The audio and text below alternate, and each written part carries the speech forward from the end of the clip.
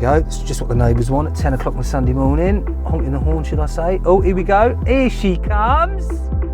My lovely mate. Ladies and gentlemen, the one and only Amy Hart, star of Love Island. How'd you get the door Oh, open? but she can't get in the car. That's a good start, isn't it? Hello, mate. Hello. How are you? Good, thank you. How are you? I'm all right. Nice to see you. Nice to see you. Mwah. Put your seatbelt on. Yeah. You all right? Sorry to get you up so early. That's right. Should we go for a drive? Yes, let's go for a drive. What do you think of the car? Amazing. If you're a good girl, I might let you drive it later.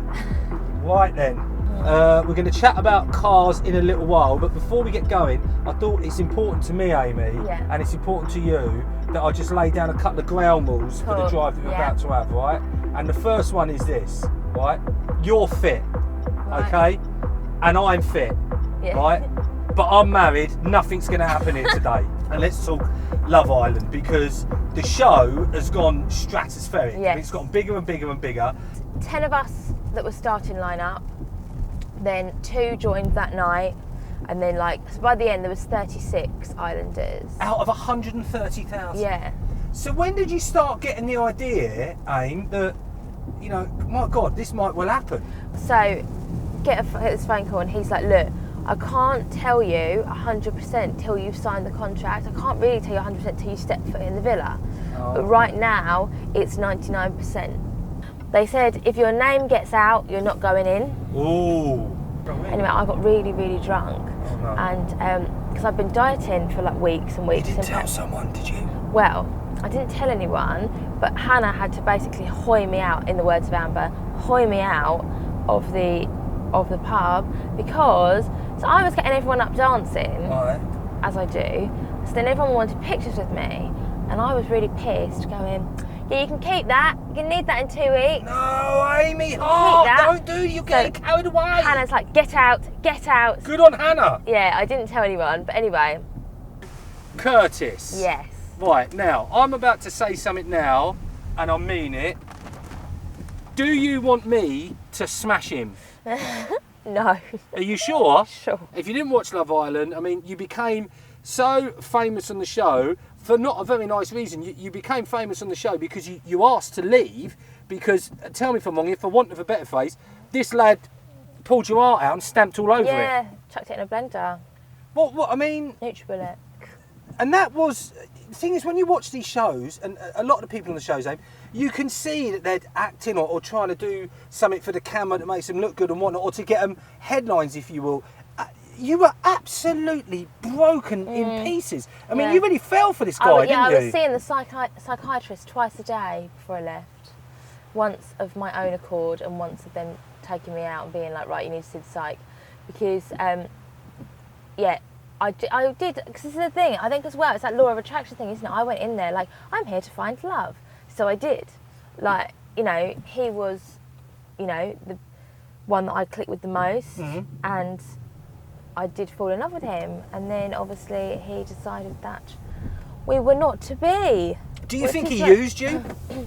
I don't know. You don't? I don't know any, Have you spoken to him since? Spoken to him once, yeah. Since you got out of there? Yeah. And I mean, he phoned me once. Did he say sorry? Didn't say sorry. Because we had a really lovely conversation, and we had a really lovely conversation on the phone. We were laughing and stuff. Then he was like, I was always going to phone you because I felt I owed you that at least. And I was like, okay. But yeah, so I mean, look, it's done now. Do you still love him? No. I've got to be honest with you. He sounds like a bit of a scrote to me. You know what I mean? I don't think that's. I'm not perfect at all. I'm going to ask my wife. She'll tell you I'm a right prat a lot of the time, but I don't think that's the way a bloke should behave. Really. I think for me, it's really hard because when you're in that villa, now, when you get out and you go, when you look at sort of what happened with us, if that was the real world, you would never go official with someone 9 days after meeting them. No. You wouldn't. Well, yeah, I suppose you could fall in love in 4 weeks. Lots of people have. My wife moved in with me after 2 weeks. Yeah. We've been together 15 years. Exactly. Poor woman. But I was obviously he did like try and crack on with someone else. He got knocked back, so he came back to me. And then no, you weasel. Get up and moan a bit. And then we, you know, when we split up and stuff, I was prepared to sort of, when he told me, I said, like, look, I will forgive you and I will work at this and I'll work on myself. And now when you come out, you think, Jesus Christ, after 4 weeks of knowing someone, like, if I was on the outside, if someone like was like after 4 weeks, like, look, I've enjoyed spending time with you, but it's not going to go anywhere, you wouldn't be like, right, okay, no, we can work at this. But it's that villa. It's not. It's like a holiday romance, and I don't mean that particularly, but it's not when you go on holiday. I mean, and you're young. We worked it out. It was like 720 hours together before I went to Casa Amor. But he said to me, "I'm sure I'll see you around." So I don't think I'll be hearing from him, so it's fine. You can do better than that, eh? What is next then? Because at the moment, and I don't mean that at the moment, it'll end soon, but I mean, let's talk about your Instagram. 1.3 million followers. Yeah. How many did you have when you went in? 3,000. 3,000.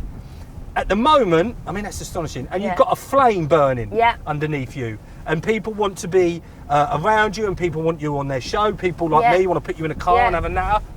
What's next? How do you maintain that if it's what you want to maintain? Yeah. And what do you want to change moving forward? And essentially, how do you want to earn a living now? So, because you jacked in BA, it's gone. Well, I wasn't going to jack in BA, but I didn't really have a choice. Oh, really? They were like, basically, you have to choose Love Island or BA. Right, well, that's another. So that's Curtis in BA on my hit list now. Then. Okay. So the papers have all picked this up as that I've said I'm too famous to work at BA, and it's not that. It's the fact that as a manager, I'm there for the safety of my crew and the safety of my passengers. If everyone knows who I am from Love Island, I can't do that. Boarding an aircraft, every flight would be delayed because everyone would be talking to me as I got on. Yeah, right now I can't really be crew. But so then I came out and I was like, I don't know what to do. But I was very lucky. I've been offered a couple of bit of presenting work. And are you allowed to talk to me about that? I've done it. So obviously I did I did Loose Women. Loose Women, yeah. And there's one that I can't talk about, but it's coming out, which is very exciting. From my point of view, the Love Island team have been absolutely amazing. So for example, when I split up from Curtis, I didn't eat because I wasn't hungry. Because I felt so numb. Some people turn to food and other people just can't stomach it. No. I turn to food, believe it or not. They'd made a note of the fact that I hadn't eaten breakfast and hadn't eaten lunch. So then I wasn't allowed to go upstairs and get ready.